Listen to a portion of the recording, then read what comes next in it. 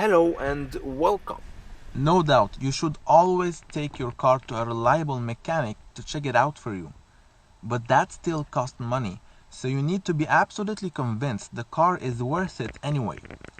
In here, you'll find what I think is everything you need to build up a strong case file around any car which is tempting for you. First of all, let's start with the smart chart, just so we make sure we don't forget to look for anything. When shopping for a car, you need to go through the exterior condition, whether it's body, paint, or tire wear. Then check the engine condition. Might seem hard, but there is multiple easy clues, whether it's weird noises, smells, or smoke. Then there's the interior condition. Probably the easiest one there because it's bad if it's usually mostly worn and dirty. But there's also some clues that can indicate crash and repair cases. We'll talk about those later. Then take it for a test drive. It's the only mean of communication for the car to express herself. Finally, check the mileage. It's the moment you're most familiar with the car. So let's start with the exterior condition. You're looking for inconsistency in the paint job. Panels that seems to be lighter or stronger in color than the rest of the car. Usually you need the sun to be shining bright in order to kind of see how the light plays on the paint.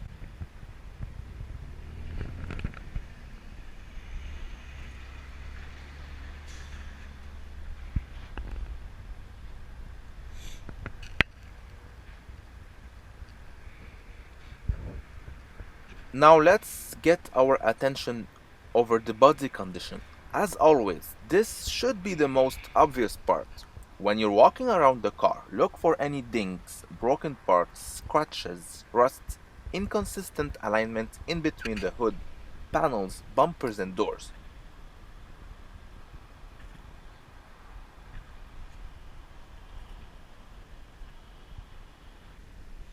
Some bubble rust.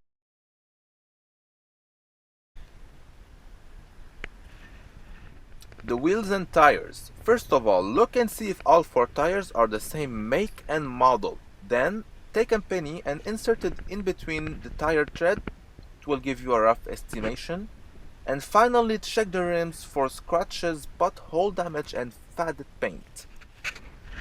Now, the headlamps and tail lights. Check and see if the headlamps are becoming blurred and yellow. This is common with non-UV treated transparent plastic. With time and sunshine, they slowly degrade. This means either the car was sitting too long facing the sun or the car has spent most of its life on the road. This is why sometimes yellow blurred headlamp can give you a rough estimation on the actual mileage. Don't forget to check the windows. But at this stage of your investigation, you simply want to verify that all the windows are closed tight and properly. The sunroof can unalign after a crash, so inspect it as well. Moving on to the engine condition. Start it up and listen. Ideally, a cold start is the best way for checking an engine. If it's too rough, you know it's usually packing a big load of mileage.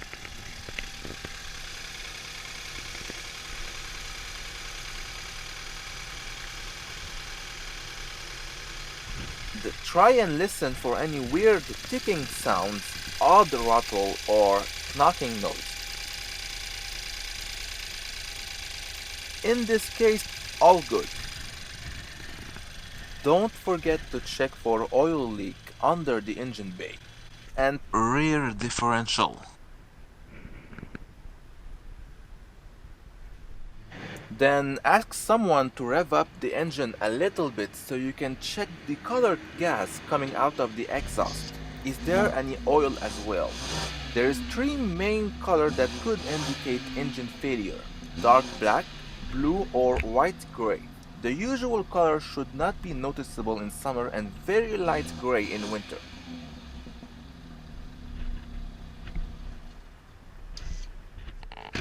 After letting the engine heat up to normal operating temperature, it's the perfect time to inspect the engine bay.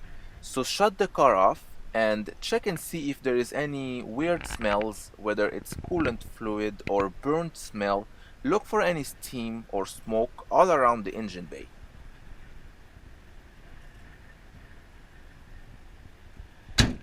Let's move on to the third part from the investigation: interior condition. Look for any interior wear mark. This kind of cars, the mileage plays a big part in their values, so what we need to do is find clues all around that can justify the mileage.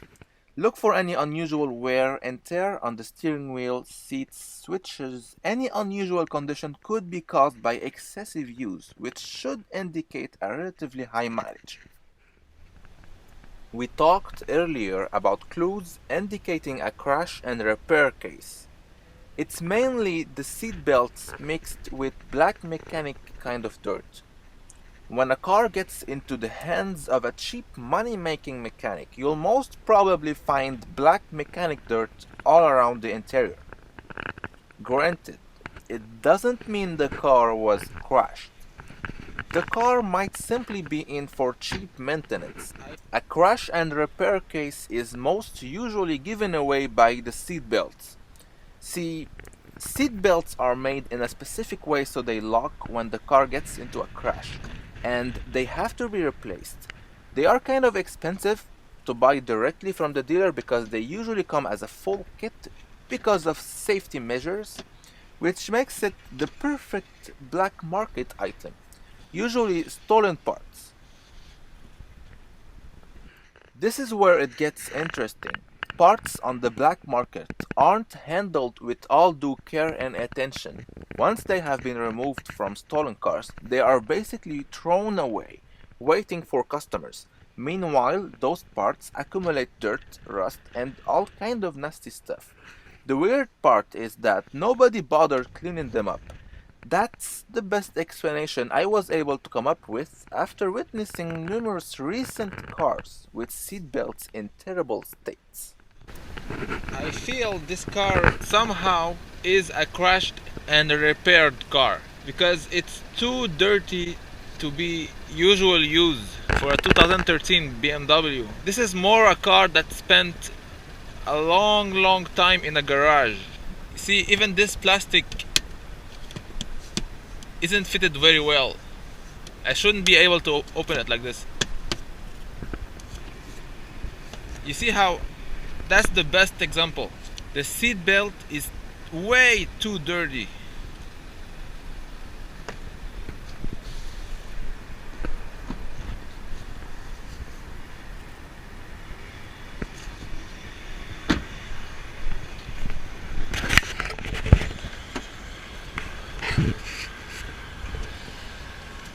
Same thing with this one.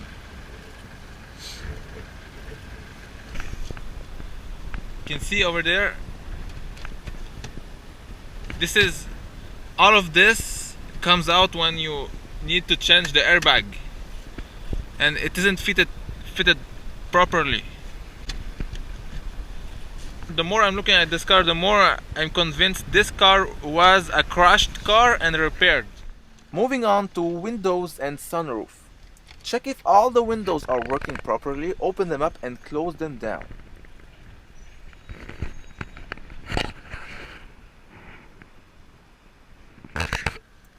Don't forget to check if the windshield wipers show any malfunction. Now it's time for a test drive.